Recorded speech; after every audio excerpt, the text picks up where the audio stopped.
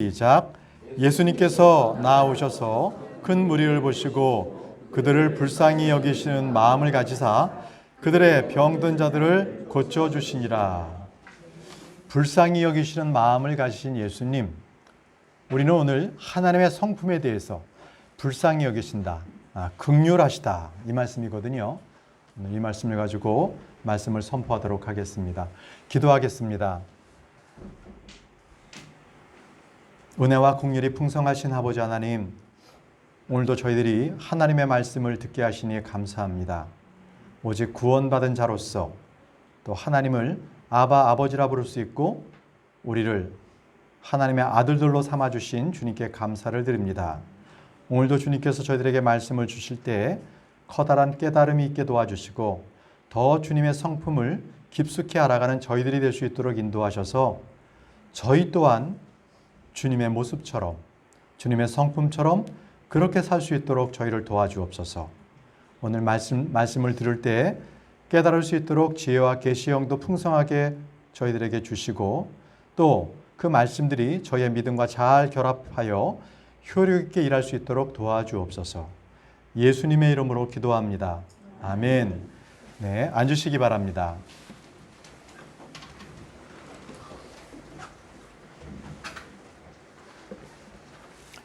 하나님은 어떤 분이신가?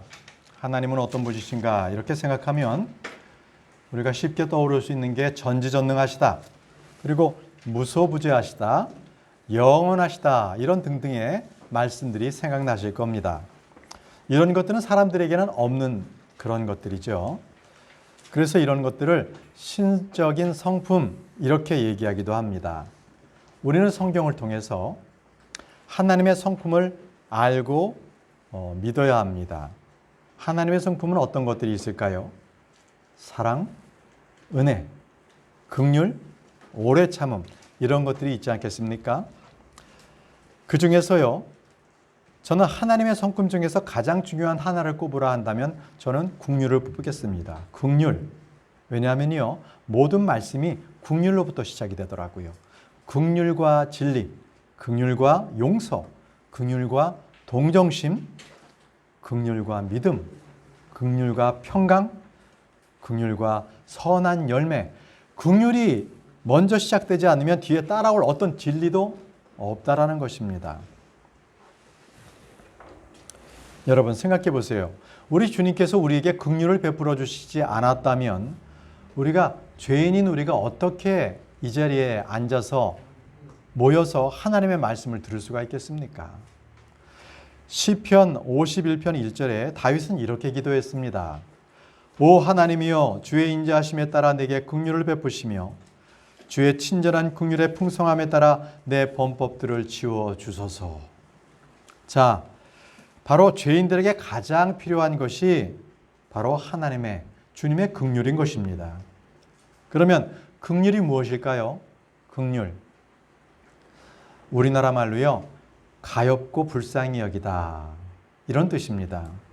그런데 이 긍휼을 보통 우리 한국의 개신교회 대부분의 교회는 자비, 이렇게 번역했어요. 긍휼 대신에 자비로 번역했거든요.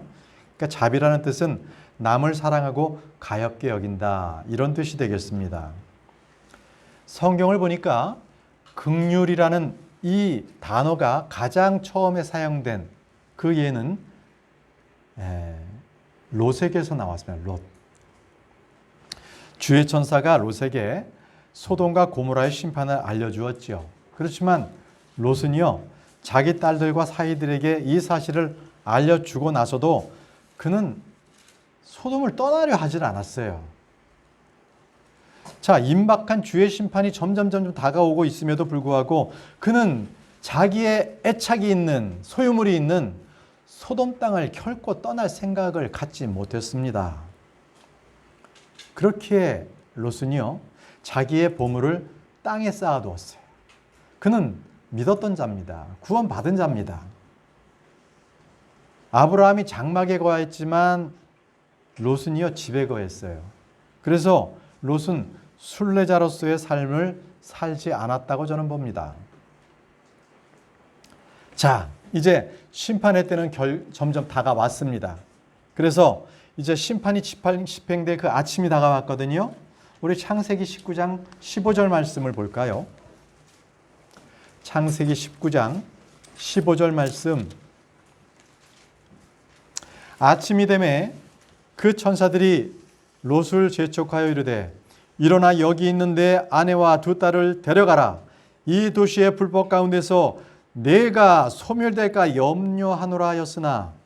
자, 이렇게 천사가 말을 전해줬는데도 불구하고 롯은 망설이고 있는 겁니다. 롯의 선택은 소돔을 떠나지 않고 어떻게 하면 그대로 있을 수 있을까? 이 재산들을 어떻게 갖고 있을 수 있을까?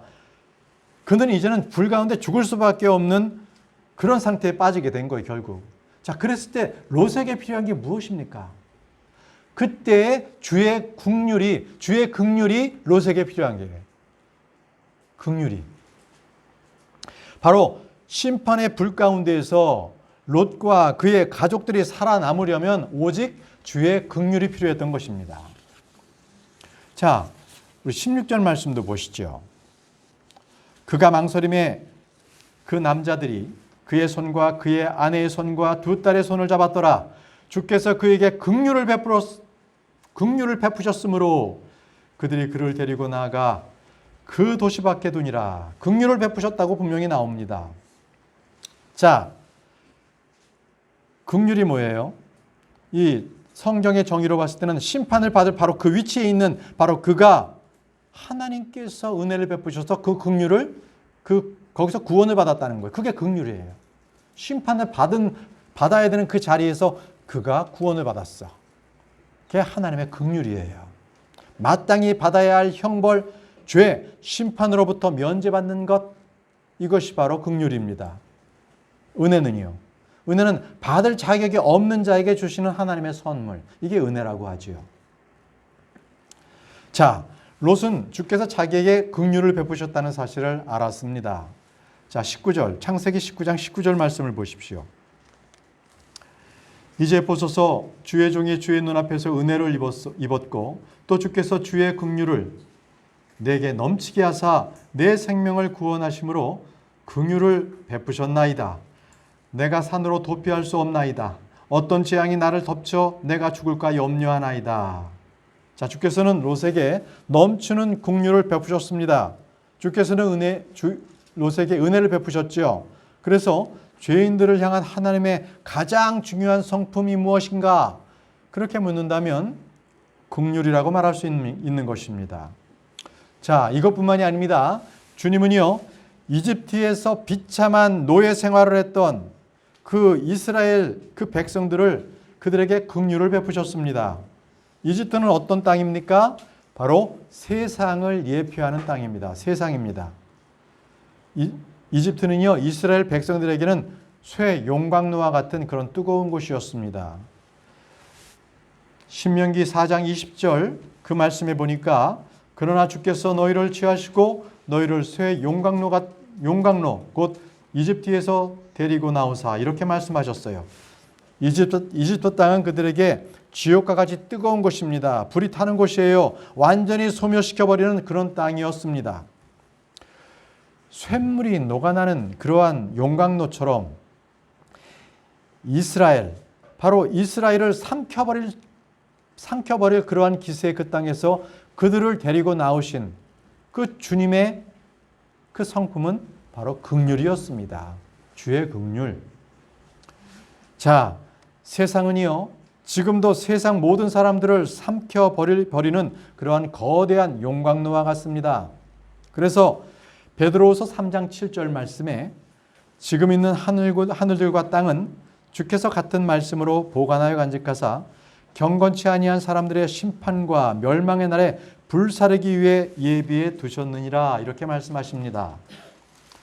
자, 구원받지 못한 그 죄인들의 삶은요, 용광로 속에서 아주 그 뜨거운 용광로에서 살아가는 그 삶일 수밖에 없는 거죠. 그게 세상이에요. 세상에서 그래서 상처받고 시험받고 안식이 없고 평안이 없어요. 오직 거기서부터 구출을 받아야만 합니다. 바로 주의 긍휼이 그들을 구출하십니다. 자, 그 구원의 근거는요, 나의 어떠함으로 인해서 구원해 주시지 않습니다. 나의 어떠함이 아니라 바로 하나님의 의로우심, 그 의로우심이 나를 구원해 주세요. 나를 구원해 주십니다. 여러분, 여러분들에게 지금 가장 필요한 게 무엇입니까? 이 예배 시간에도 자꾸 생각 속에서 이렇게 맴돌고 내 눈앞에서 어른어른거리는 게 뭐예요, 지금? 먼저 필요한 게 뭐예요? 돈입니까? 막 5만 원권이 막 돌아다녀? 아니면요, 건강이에요. 내가 지금 옆에 옆구리가 아파가지고 죽겠는데 이거 지금 어느 병원을 가봐야 되지? 이렇습니까? 아니면 여러분들의 안정적인 미래에 대한 보장이 여러분들에게는 지금 가장 큰 겁니까? 여러분, 그런 것들보다도 무엇보다도 주의 긍휼을 먼저 구하시기 바랍니다. 주의 긍휼, 그것이 가장 필요해요. 우리에게는 주의 긍휼이 우리에게 이루어졌을 때는 그 어떤 것들도 우리를 넘어뜨리지 못합니다. 여러분, 돈은요, 잠시 있다가 바로 사라지고 돈을 쫓아다닐 수 없어요. 세상 사람들도 잘 알아요. 돈은요, 돈을 벌려고 돈을 쫓아다니는 것이 아니라 돈의 길목에 서 있으면 돈이 온다라는 거예요. 보통 돈 버는 사람들이 그런 얘기를 하더라고요. 자, 우리는 돈을 쫓아다니지 않습니다. 오직 주의 긍휼, 그것만을 구하시기 바랍니다. 우리 주님은 긍휼과 은혜를 베푸시기를 원하세요. 다 같이 이사야 30장 18절 말씀을 보겠습니다. 이사야 30장 18절 말씀.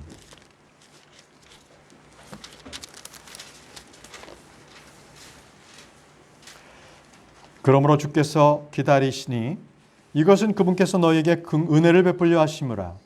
그러므로 그분께서 높여지시리니 이것은 그분께서 너에게 긍휼을 베풀려 하심이라. 주는 공의의 하나님이시니 그분을 기다리는 모든 자들은 복이 있도다. 자, 여러분, 긍휼을 베풀려는 것은 주님의 거룩하신 성품입니다. 바로 주님의 뜻이지요. 주님이 죄인들에게 허락하신 긍휼, 풍성한 긍휼이 무엇입니까? 자, 그것이 다윗에게 베풀었던 긍휼인데요. 이사야 55장 3절 말씀을 보시죠. 이사야 55장 3절 말씀. 너희는 귀를 기울이고 내게로 나와 들으라. 그리하면 너희 혼이 살리라.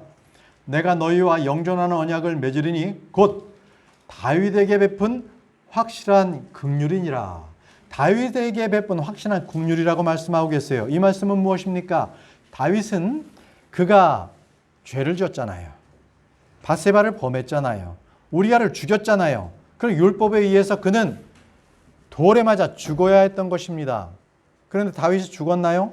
안 죽었어요. 왜입니까? 하나님께서 그에게 확실한 긍휼을 베푸셨기 때문에 그렇습니다. 여러분, 우리는 죄인으로서 죽었어야 되는 거예요. 그런데 주님께서는 우리에게 다윗과 같은 확실한 긍휼을 우리에게도 베풀어 주시겠다고 말씀하셨어요. 사도행전 13장 34절 말씀입니다. 사도행전 13장 34절 후반부에 내가 다윗에게 허락한 확실한 긍휼을 너에게 베풀리라 하셨느니라. 여러분, 우리에게 확실한 긍휼을 베푸신 우리 주님을 따라서 우리도 예수 그리스도 그분의 생각을 우리 가운데 품어야 할 것입니다. 여러분, 빌립보서 2장 5절 말씀에 너희 안에 이 생각을 품을지니 그것은 그리스도 예수님 안에 있던 생각이라. 여러분, 우리가 가져야 할 생각이 무엇입니까? 우리가 품어야 할 주의 생각은요, 사랑이 있겠죠? 그리고 자기를 부인하고 자기를 낮추는 겸손이 있을 것입니다. 또 단순함, 그리고 건전한 생각, 이런 것들이 다 우리가 품어야 할 주의 생각입니다. 우리가 마음속에서 무엇보다도 우리가 마음속에 품어야 할 것은 예수 그리스도 그분 안에 있었던 그분의 긍휼, 그 긍휼을 우리는 마음 가운데 품어야 돼요. 그 긍휼을 다른 말로 불쌍히 여기는 마음입니다. 오늘 설교에 선포될 제목처럼 불쌍히 여기는 마음, 이것이 바로 긍휼인 것입니다.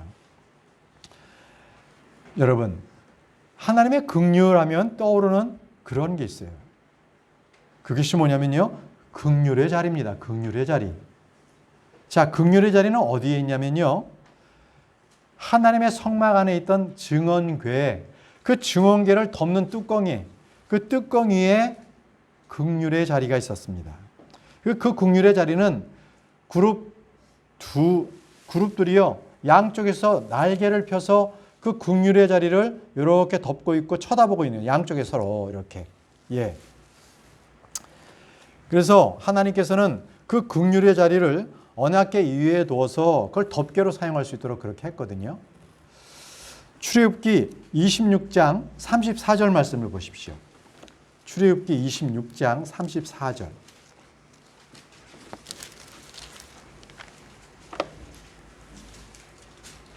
너는 지성소에 있는 증언궤 위에 긍휼의 자리를 두고, 이렇게 하셨죠.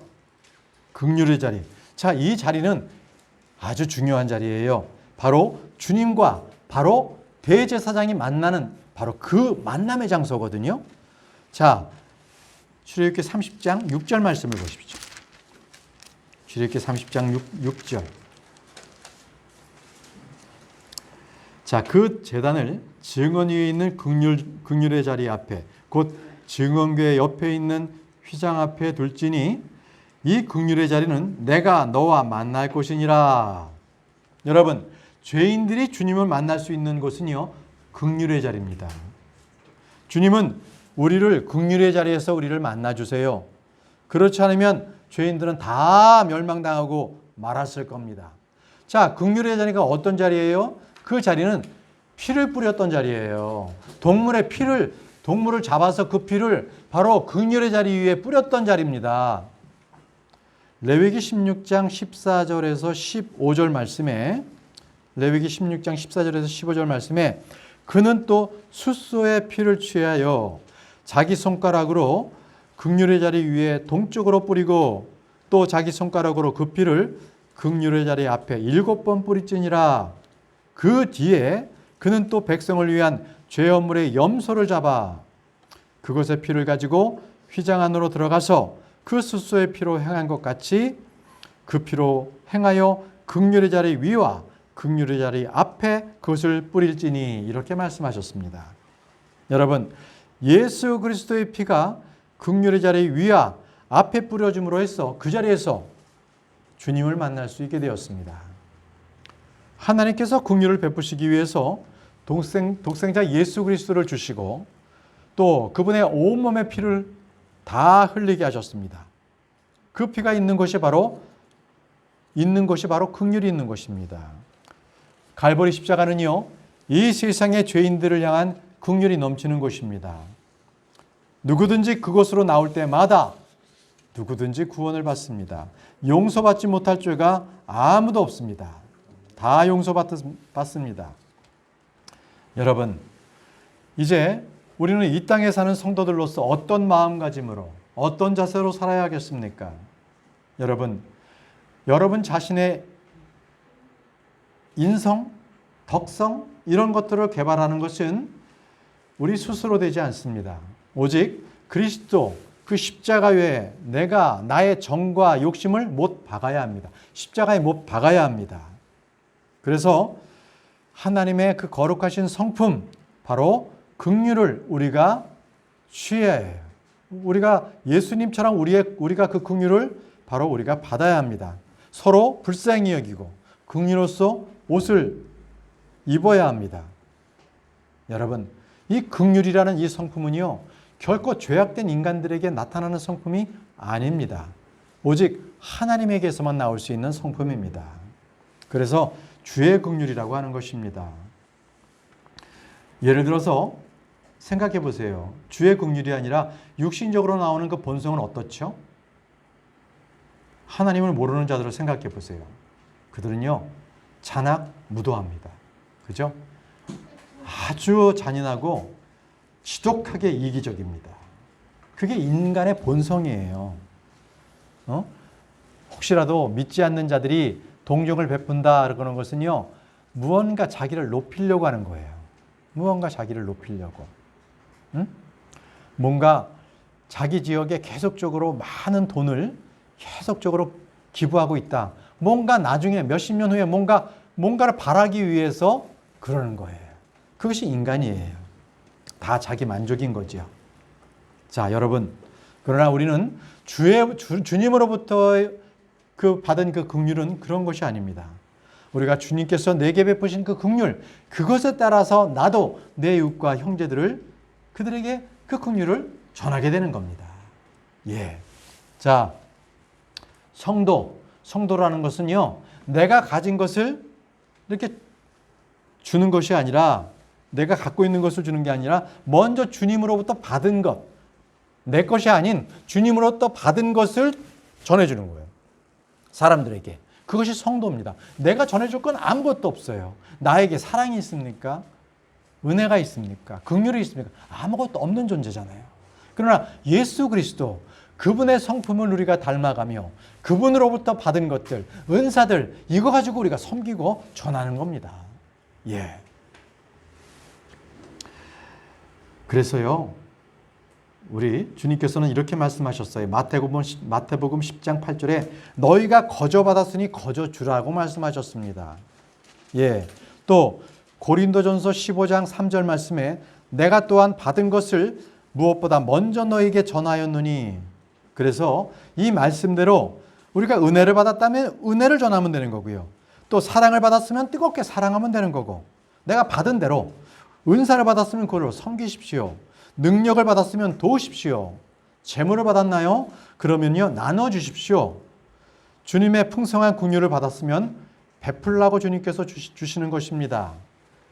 시편 37편 21절에 사악한 자는 빌리고 갚지 아니하나 의로운 자는 긍휼을 베푸고 주는도다. 사악한 자는요, 주님으로부터 빌렸음에도 불구하고 그것을 갚지 않아요. 그러나 의로운 자는요, 주님으로부터 받은 것을 분명하게 다른 그러한 사람들에게 그것을 베풉니다. 그것이 의로운 자예요. 사도 바울은요, 성도들이 어떻게 이러한 긍휼을 베풀어야 하는가, 이것을 가르쳐 주었는데 로마서 12장 8절 말씀에 있는데요, 긍휼을 베푸는 자는 즐거움으로 할 것이니라, 이렇게 말씀하셨어요. 즐거움으로. 마지못해 억지로 하는 것이 아니라 즐거움으로 하는 것입니다. 자발적으로 하라는 것입니다. 잠언 14장 21절에 자기 이웃을 멸시하는 자는 죄를 짓되 가난한 자에게 긍휼을 베푸는 자는 행복하니라, 이렇게 말씀하셨습니다. 여러분, 즐거움으로 긍휼을 베푸는 것, 이때 행복한 것입니다. 구제연금이나 도움을 줄 때에도요, 즐거이 내는 자가 되어야 합니다. 고린도후서 9장 7절에 여러분들 잘 아시죠? 이거 헌금의 법칙이에요. 신약 성도들의 헌금의 법칙. 저마다 자기 마음속에 정해준 대로 낼 것이요 마지못해 하거나 억지로 하지 말지니 하나님은 즐거이 내는 자를 사랑하시느니라. 그렇습니다. 가난한 자를 보살필 때나 누군가를 섬길 때에 손해의식, 피해의식으로 하는 것이 아니라 오히려 즐거운 마음, 기쁨으로 하는 것입니다. 결코 자신을 높이기 위해서 우리는 긍휼을 베풀어서는 안 됩니다. 긍휼을 베푸는 것, 그것은 우리가 나의 어떤 행위가 아니라 하나님을 영화롭게 한다. 이것을 기억하시면 돼요. 나를 위해서 가는 것이 아니라 하나님을 영화롭게 하기 위해서 내가 긍휼을 베푼다. 잠언 14장 31절 말씀에 이렇게 기록되어 있어요. 가난한 사람을 학대하는 자는 그를 만드신 분을 모욕하되 그분을 공경하는 자는 가난한 사람에게 긍휼을 베푸느니라. 하나님을 공경하는 자는요, 가난한 사람에게 긍휼을 베풉니다. 긍휼을 베푸는 자마다 그는 긍휼을 얻습니다. 왜요? 뿌리는 대로 걷기 때문에 그렇습니다. 뿌리는 대로 걷어요. 우리 다 같이 갈라디아서 6장 7절 말씀을 보겠습니다. 갈라디아서 6장 7절 말씀.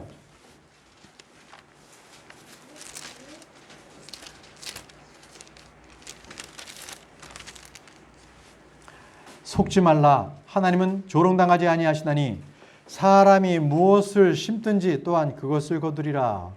여러분, 긍휼의 마음이 없이 생색을 내면 하나님께서는 그의 마음을 보세요. 마음을 보십니다. 그래서 그가 그 마음에 무엇을 심었는지 그 심은 대로 나게 하신다는 하나님의 말씀인 것입니다. 자, 그러면 우리는 지금부터 우리 주님께서 우리를 불쌍히 여기신 것처럼 우리도 예수님과 같은 마음, 또 예수님과 같은 생각을 품기를 원합니다. 자, 그러면 이제 한번 따져보지요. 살펴보겠습니다. 주님께서 불쌍히 여기신 사람, 그런 사람들은 어떤 사람이었는가? 불쌍히 여기라. 불쌍히 여긴 사람은 어떤 사람이었는지 말씀을 살펴보겠습니다. 첫 번째는요, 예수님은 죄인들에게 긍휼을 베푸셨어요. 죄인들에게. 하나님은요, 죄를 미워하시고 죄인들도 미워하시지만 회개하고 돌이킨 죄인들은 그들에게 긍휼을 베푸십니다. 하나님께서는 말씀을 보내시고 회개하라고 했는데 그 죄인이 회개하지 않으면 하나님께서는 긍휼 대신 그에게 분노하십니다. 분노하세요. 말씀을 보겠습니다. 예레미야애가 2장 2절 말씀을 보겠습니다. 예레미야애가 2장 2절 말씀. 주께서 야곱의 모든 처소를 삼키시고 불쌍히 여기지 아니하셨으며 친히 진노하사 유다의 딸의 강한 요새들을 허물어 땅으로 끌어내리시고 왕국과 그것의 통치자들을 더럽게 만드셨도다. 자, 분명히 대언자 예레미야는 이스라엘이 회개하지 않는 것을 보고 불쌍히 여김도 받지 못한다고 분명히 말해 주었습니다. 자, 이번엔 17절 말씀도 보실까요? 예레미야가 2장 17절. 주께서 이미 계획하신 일을 행하시고 옛날에 명령하신 자신의 말씀을 이루셨도다. 그분께서 무너뜨리시되 불쌍히 여기지 아니하시고 또 내 원수들로 하여금 너로 인해 기뻐하게 하시며 내 대적들의 뿔을 세우셨도다. 불쌍히 여기지 아니하시고. 자, 21절 말씀도 보겠습니다. 젊은이와 늙은이가 거리에서 땅에 누워 싸우며 나의 처녀들과 나의 청년들이 칼에 쓰러졌나이다. 주께서 친히 분노하시는 날에 그들을 죽이시되 불쌍히 여기지 아니하시고 죽이셨나이다. 이것이 바로 회개하지 않는 죄인들에게 집행되는 그 심판, 아주 끔찍한 심판을 지금 말씀하고 계십니다. 계속적으로 반복되는 그 말씀이 무엇이었습니까? 불쌍히 여기지 아니하시고, 불쌍히 여기지 아니하시고. 회개하지 않으면 불쌍히 여기지 아니하십니다. 그래서 주님의 긍휼은요, 회개를 근거로 하고 있습니다. 회개. 자, 예레미야 애가 3장 22절 다음 쪽에 있습니다. 예레미야 애가 3장 22절에 주님께서는 긍휼을 베푸셔요. 주의 긍휼로 말미암아 우리가 소멸되지 아니하였으니 그분의 불쌍히 여기심은 끝이 없도다. 32절입니다. 그러나 그분께서 근심하게 하실지라도 자신의 많은 긍휼에 따라 불쌍히 여기시리니, 이 말씀대로 주님은 심판 중에라도 고통 중에 울부짖으며 주를 찾고 회개하는 혼들을 불쌍히 여기시는 분이십니다. 불쌍히 여기십니다. 죄인들에게 소망이 있는 것은 바로 주님께서 불쌍히 여기시는 그 마음, 긍휼히 여기시는 그 성품이 있기 때문에 그렇습니다.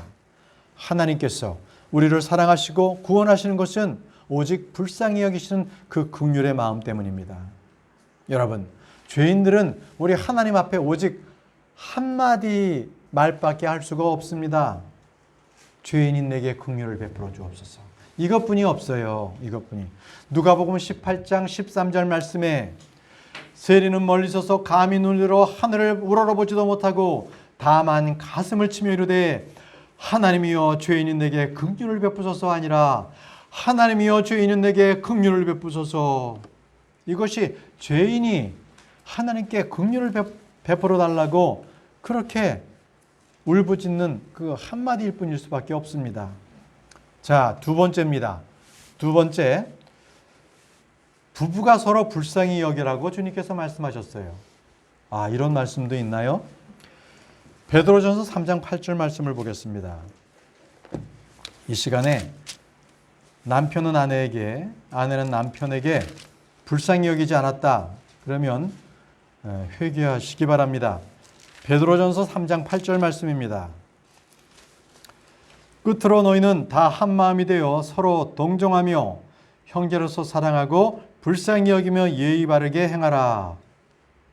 자, 이 말씀이 부부에게 하시는 말씀인데 여러분들 베드로전서 3장 1절부터 계속적으로 부부에게 하시는 말씀입니다.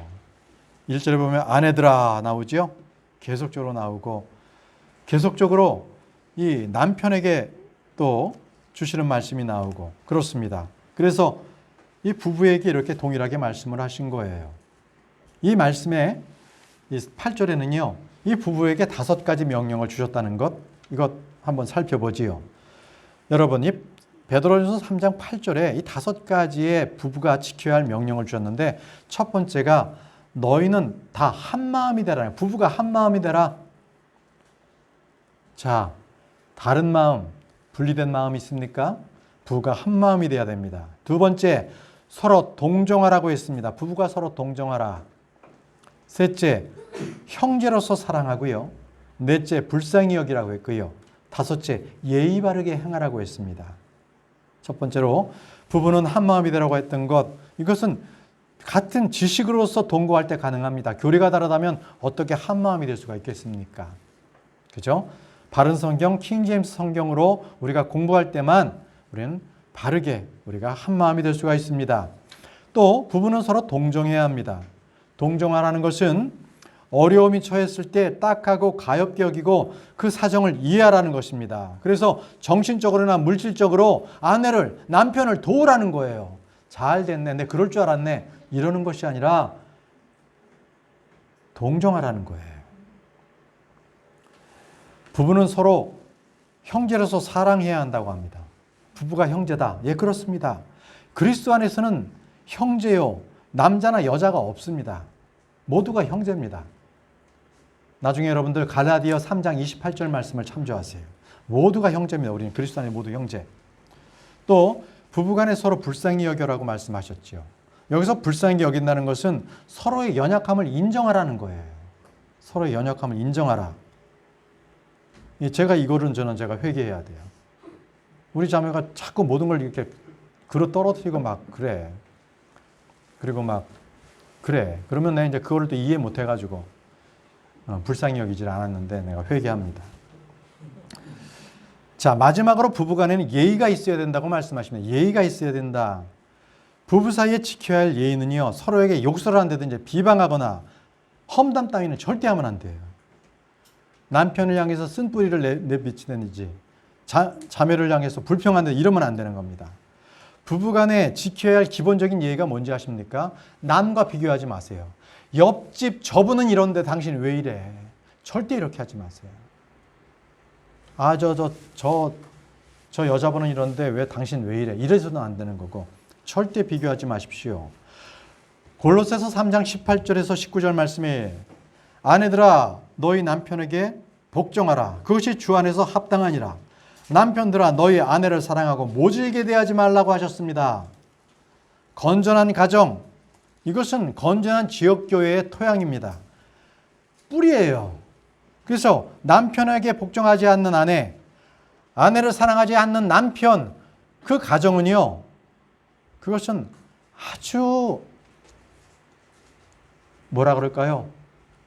정말 바람에 날아가는 그러한 가정과 같이 힘이 없는 거예요. 그럼 그 교회도 힘이 없어요. 여러분들께서 영적인 힘을 얻고 싶으십니까? 그러면 부부가 화목하세요. 부부가 불편하면 기도가 막힌다는 걸 아시기 바랍니다. 부부싸움 하시고 기도가 잘 되는 분이 있으면 한번 면담 한번 하죠.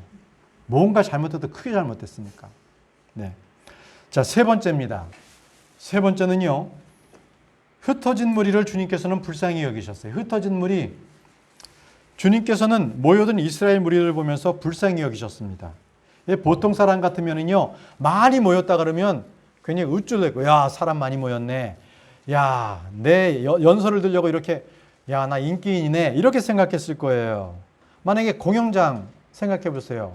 요즘에 배너 이렇게 보면 대구에서는 지금 나우나 콘서트 한다고 막 있더라고요. 막 벌써 막 예매한데 그런데 막 매진되고서 막 꽉 찼어. 그러면 연예인은 어떻겠어요? 얼마나 기분이 좋겠어. 와, 내 인기가 이 정도야.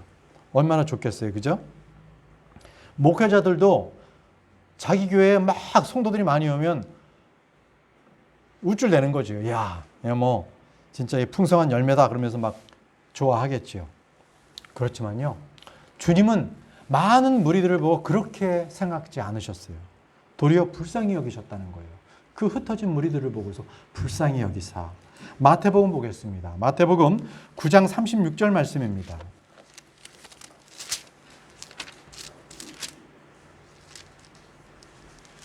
마태복음 9장 36절. 그러나 그분께서 무리를 보시고 그들을 불쌍히 여기는 마음을 가셨으니 이는 그들이 목자 없는 양같이 지치고 널리 흩어졌기 때문이라. 우리 주님께서는 이 모여든 무리들을 보시고 그들이 목자 없는 양 같은 것을 보시고 정말 그들을 불쌍히 여기셨어요. 여러분들께서는요, 지금 이 시대를 살아가면서 분명히 불쌍히 여겨야 할 그러할 대상들을 찾으시기 바랍니다. 어떤 대상들이 그렇게 움찔합니까? 모입니까? 예를 들어서 프로야구 한다. TV 앞에 또는 야구장에 국가대항전 축구대회 한다. 그러면 바로 그곳에, 그죠? 이런 것, 바로 이런 무리들을 볼 때 여러분들은 잃어버린 무리다. 흩어진 양이다. 이렇게 생각하시면 돼요. 그들이 예수 그리스도를 알 때까지 그들은 잃어버린 자입니다. 주님께서는 그들을 잃어버린 양들이라고 했습니다. 예수님은 혼의 목자요 감독이십니다. 그분은 양들을 위해서 자기 생명을 내어주신 분이십니다. 예수 그리스도를 믿을 때 잃어버린 양 같은 그 혼들은요, 쉼을 얻게 되고 힘을 얻게 되고 새 생명을 얻습니다. 예수 그리스도를 믿고 알 때 그는 하나님의 양떼요, 그분의 백성이고 그분의 가족이 됩니다. 그래서 주님은 잃어버린 자를 위해서 오신 것입니다. 네 번째입니다. 네 번째, 굶주린 무리들을 불쌍히 여기셨습니다. 우리 주님은 굶주린 무리들을 보시고 불쌍히 여기셨어요. 목자는 양을 먹이는 그런 자입니다. 부모는요, 내가 배고픈 것보다 내 자식이 배고프면 그걸 더 못 견뎌하지 않습니까? 그것이 바로 부모의 마음입니다. 우리 주님께서는요, 광야의 그 백성들을 보시고 그들이 굶주리는 것들이 굉장히 불쌍히 여기시는 그런 마음이셨어요. 그렇지만 여러분, 주님은요, 언제나 풍족하게 베풀어 주시는 분이에요. 풍족하게. 시편 78편 25절에 사람이 천사들의 음식을 먹었으며 그분께서 그들에게 먹을 것을 풍족히 보내셨도다. 그분께서 그들에게 먹을 것을 풍족히 보내셨다고 말씀하십니다. 주님께서 먹을 것을 주시되 알맞게 주시는 것이 아니라 언제든지 남도록 주세요. 그래서 그들은 광야에서 부족한 것이 없었습니다. 시편 111편 5절 말씀에도 그분께서 자신을 두려워하는 자들에게 먹을 것을 주셨으며 자신의 언약을 항상 깊이 생각하시리로다 이렇게 말씀하셨어요. 여러분, 주를 찾는 자들, 그분을 두려워하는 자들에게는요, 부족함이 없습니다. 시편 34편 9절 10절 말씀에 오 주의 성도들아 너희는 그분을 두려워하라. 그분을 두려워하는 자들에게는 부족함이 없도다. 젊은 사자들은 부족하여 굶주릴지라도 주를 찾는 자들에게는 모든 좋은 것이 부족하지 아니하리로다. 아멘입니다. 여러분, 주님과 함께하면 부족함이 없습니다. 자, 그런데 말이죠, 오늘 우리가 읽을 이 말씀에는 줄인다, 광야에서 줄이는 말씀이 나와요. 자, 어떤 말씀인가? 마태복음을 가보겠습니다. 마태복음 15장 32절 말씀을 보시죠.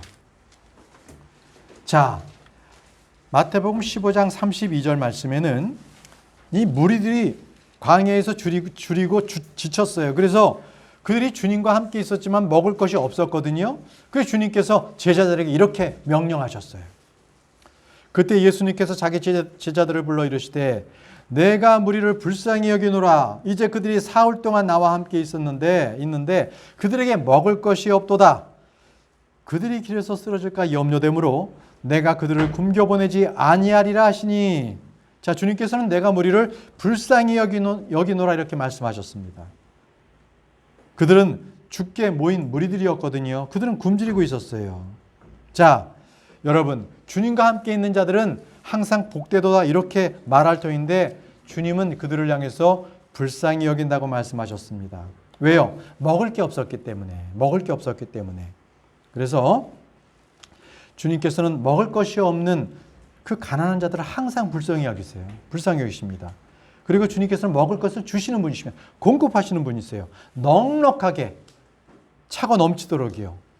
주님은 목자십니다. 하늘 아버지십니다. 그래서 주님을 찾고 그분을 두려워하고 신뢰한다면 여러분 결코 먹고 사는데 걱정하지 마시기 바랍니다. 자, 마지막 5번째입니다.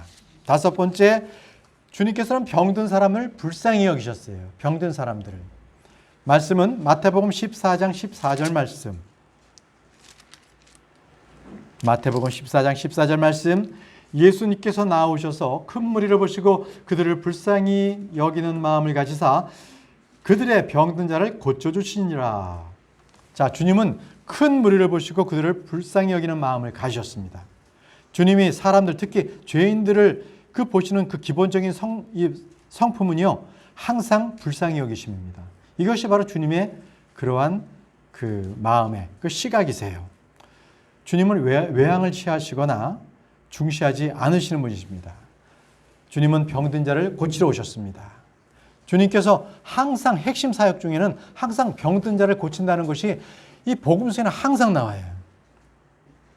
마태복음 8장 16절에 저녁이 되매 그들이 마귀 들린 병든 자들을 그분께 데려오거늘 그분께서 자신의 말씀으로 그 영들을 내쫓으시고 병든 모든 자를 고쳐주시니.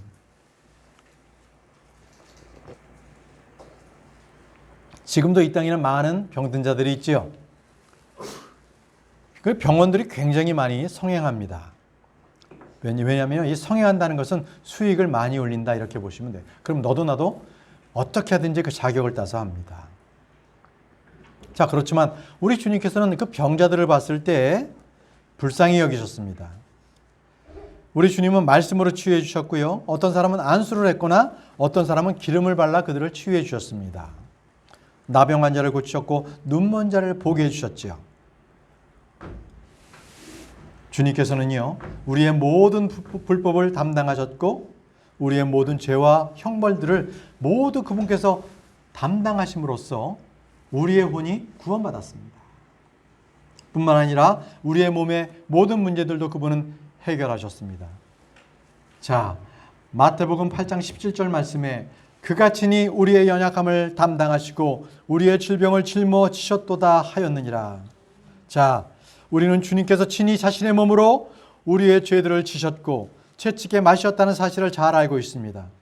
그것이 우리에게 주는 효과, 열매가 바로 혼의 구원이요, 바로 치유라는 것입니다. 우리 베드로전서 2장 24절 말씀을 보겠습니다. 베드로전서 2장 24절 말씀.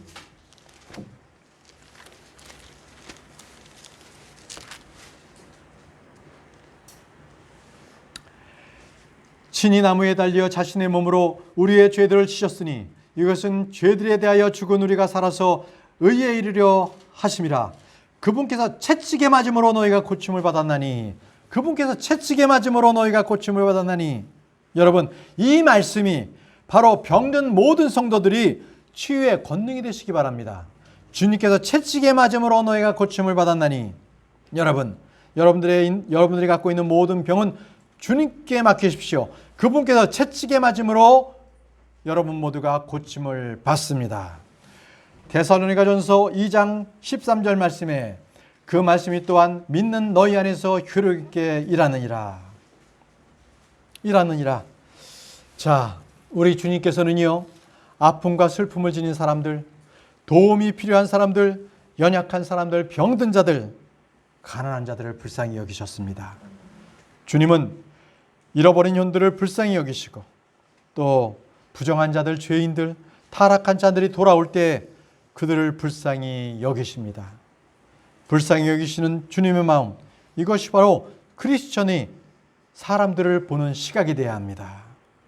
그리스도의 영을 지닌 사람들은 그리스도의 마음을 품고 살아가는 사람들이기 때문에 그렇습니다. 사랑하는 성도 여러분, 주님께 구하십시오. 주의 긍휼을 구하시기 바랍니다. 주님께서 나를 불쌍히 여기신 것 같이 나도 형제를 불쌍히 여겨서 그들을 용서하고 사랑하시기 바랍니다.